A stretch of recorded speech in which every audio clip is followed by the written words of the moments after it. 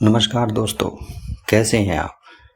उम्मीद करता हूँ कि आप सभी कुशल मंगल होंगे और उस परमात्मा के प्रति आपका कुछ ध्यान जा रहा होगा, जिस परमात्मा ने हमें ये मनुष्य जन्म दिया है। क्योंकि हमारी बुद्धि के ऊपर माया का इतना बड़ा पर्दा पड़ा हुआ है दोस्तों कि हम अपने इस जीवन के मूल उद्देश्य को भूल चुके हैं। इसलिए हर युग में सतगुरु इस संसार में जीव को चेताने के लिए आते हैं और उसको उसके जीवन का असली महत्व बताते हैं कि हमें यहाँ इस संसार में क्या करना चाहिए और हमारा ये मनुष्य जन्म कितना महत्वपूर्ण है और हमें इस जीवन को उस परमात्मा की याद में बिताना चाहिए जिससे हम अलग हुए हैं और जिस वजह से उस परमात्मा ने हमें ये मनुष्य जीवन दिया है। तो दोस्तों, जब हम उस परमात्मा के प्रति अपना ये प्रेम दिखाते हैं और हमारे अंदर जब एक लगन लग जाती है कि हमें उस परमात्मा को पाना है, तो स्वयं सतगुरु इतनी दया करते हैं कि वो हमें उस सच्चे गुरु से मिला ही देते हैं। तो इस पर सतगुरु कबीर जी कहते हैं कि ज्ञान प्रकाशी गुरु मिला, सो जिन बिसरी जाई, जब गोविंद कृपा करी तब गुरु मिलिया आई। अर्थात एक ज्ञान प्रकाशी गुरु, अर्थात जो गुरु ज्ञान का भंडार है, जो उस सतगुरु को जानता है, ऐसा गुरु अगर हमें मिल जाए तो हमें उसको कभी बिसारना नहीं चाहिए। दोस्तों, जब गोविंद अर्थात जब परमात्मा हमारी लगन देखता है कि हम उस सतगुरु को पाने के लिए कितने आतुर हैं, तो हमें वो स्वयं ही उस गुरु से मिला देता है।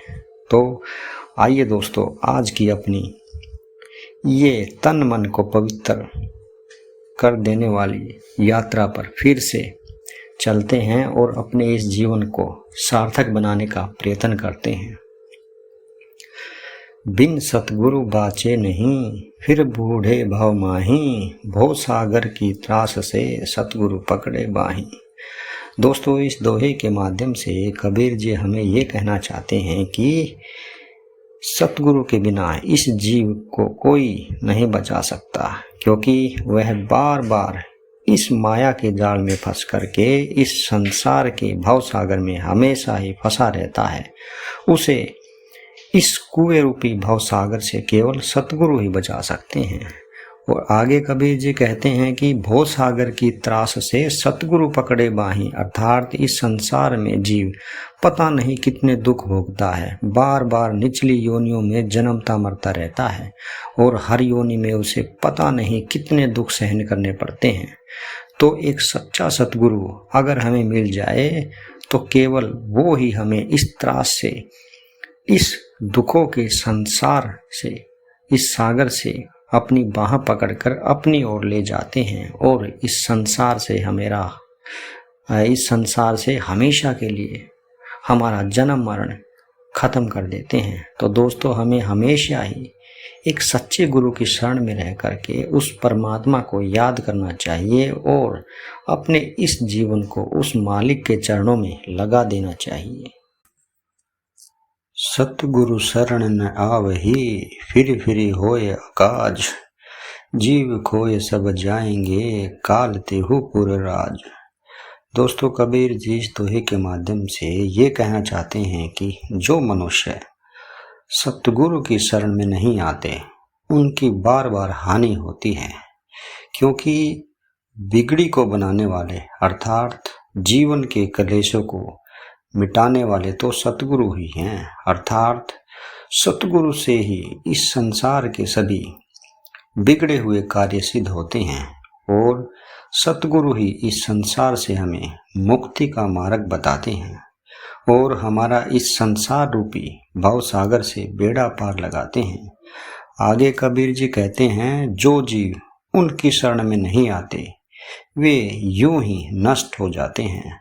अर्थात ऐसे ही 184 में पड़ के अपना जीवन व्यर्थ गवा देते हैं, क्योंकि तीनों लोकों में काल अर्थात मृत्यु का ही राज्य है।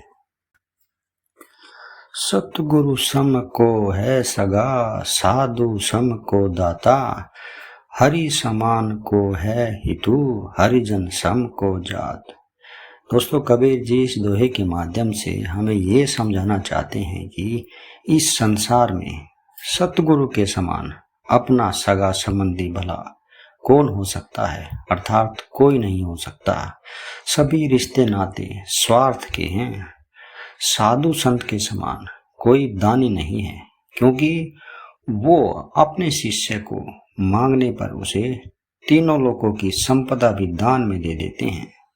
आगे कबीर जी कहते हैं कि हरि समान को है हितु, अर्थात हरि या परमात्मा या सतगुरु के समान इस जीव का कोई हितैषी भी नहीं है।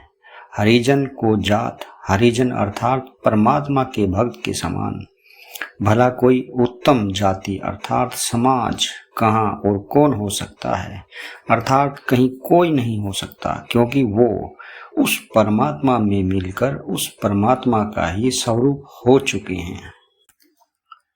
सतगुरु तो सतभाव है, जो अस भेद बताए, धन्य शीस धन भागति ही, जो ऐसी सुधि पाए।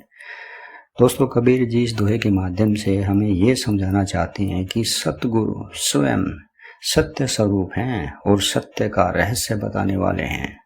सत्य अर्थात परमात्मा और झूठ मतलब ये संसार। तो वो उस परमात्मा का रास्ता बताने वाले हैं कि हम कैसे और कौन सा मार्ग अपनाकर उस परमात्मा तक पहुंच सकते हैं।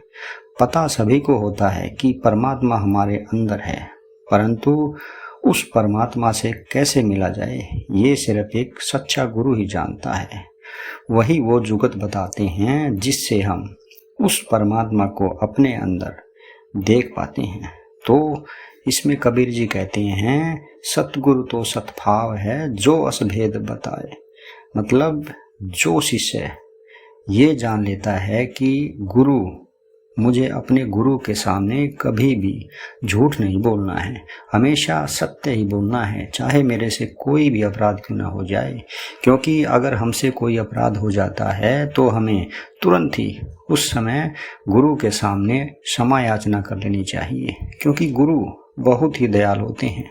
वो तभी उस शिष्य को क्षमा कर देते हैं। तो एक सच्चा शिष्य हमेशा ही अपने गुरु के सामने सच बोलता है, वो कभी भी झूठ नहीं बोलता। आगे कबीर जी कहते हैं कि धन्य शीस धन भागति ही, जो ऐसी सुधि पाए। उस शिष्य का भाग्य बड़ा ही धनी है, बड़ा ही उत्तम है, जो ऐसी सुधि पाता है, जो जिसको ऐसी सुध आ जाती है कि मुझे हमेशा ही अपने गुरु को सत्य बोलना है, उनके सामने कभी असत्य नहीं बोलना, क्योंकि गुरु हमेशा ही सत्य को पसंद करते हैं। पाछे लागे जाए था लोक वेद के साथ, पैड़े में सतगुरु मिला दीपक दीना हाथ।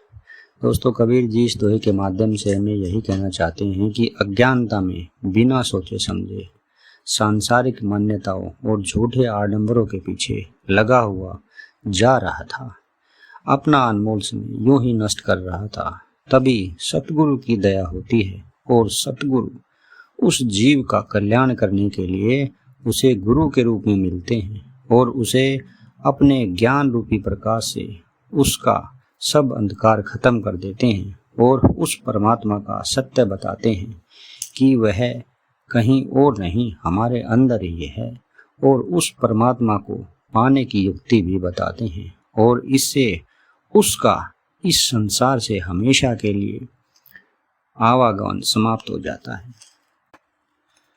तो दोस्तों, आपको मेरा ये वीडियो कैसा लगा आप मुझे कमेंट करके मैसेज में ज़रूर बताएं, और अगर आपको ये मेरा वीडियो पसंद आए तो आप इसको लाइक कीजिएगा और मेरे चैनल को सब्सक्राइब कीजिएगा। तो दोस्तों, कल फिर मिलते हैं इसी समय, तब तक के लिए अपना ध्यान रखिएगा।